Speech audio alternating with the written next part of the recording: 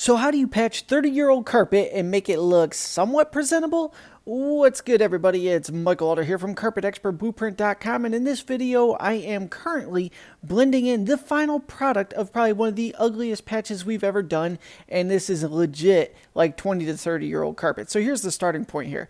There was used carpet that we just installed into a rental property today. Usually don't do this, but it's one of my buddies, so we went for it. So next, this was great carpet 30 years ago, and that circle right there is from an outlet in the client's floor. Now we installed it into the new place here, but we have to patch this little outlet area.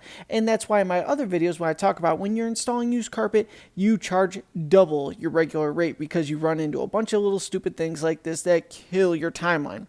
So anyway, we have to patch this little circle here. So we're going to take a square of this old carpet, clean up the edges real nice with a fresh blade, which you just watched me doing right there. Now we're going to change the blade again because it's crucial to get a situation like this to look even decent.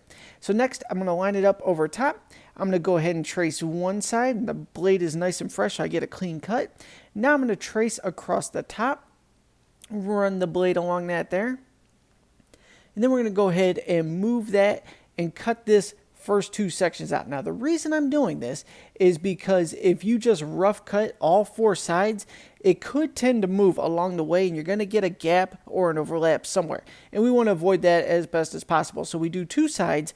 We butt the little patch right along those two sides there to ensure that we're going to make a clean cut on the other two, or at least increase the odds of it looking decent. So I'm just kind of marking the edges on this one.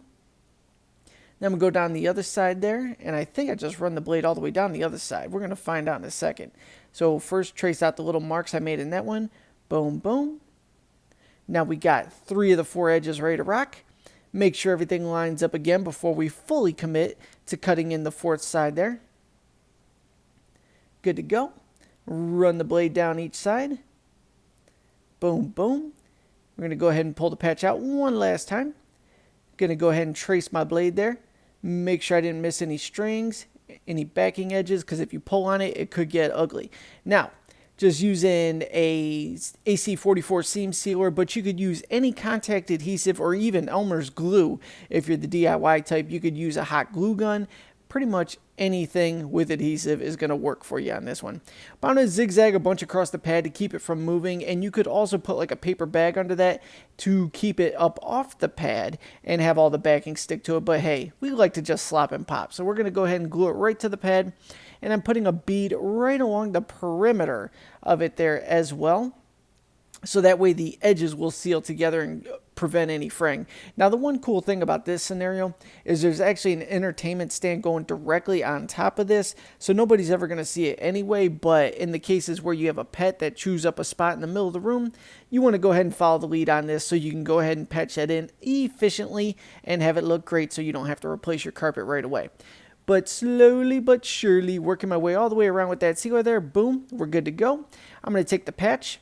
We're going to drop that into place there, starting with one side, making sure things line up. And a key thing to this, do not just jam your patch piece down in there because it'll drop the fibers into the glue and it will create a really ugly line all the way around. So with this particular case, it's already ugly. This stuff's super worn, so it's going to show anyway. So we want to try and prevent it from being any uglier than what it's already expected to look like. So we're going to go ahead and drop that down. Everything's good. And the other thing with contact adhesive, it could take a second or two for it to actually adhere properly. So just work those edges down into the glue and ultimately it will lay flat. And as you saw in the beginning of the video, we took our tractor to blend everything in, push it down in there and hide it as best as possible. So I hope this was helpful. Go ahead and comment below if it wasn't or if it was, and I'll create follow-up videos on everything you comment with. Thank you so much for tuning in. I'll connect with you on the next one.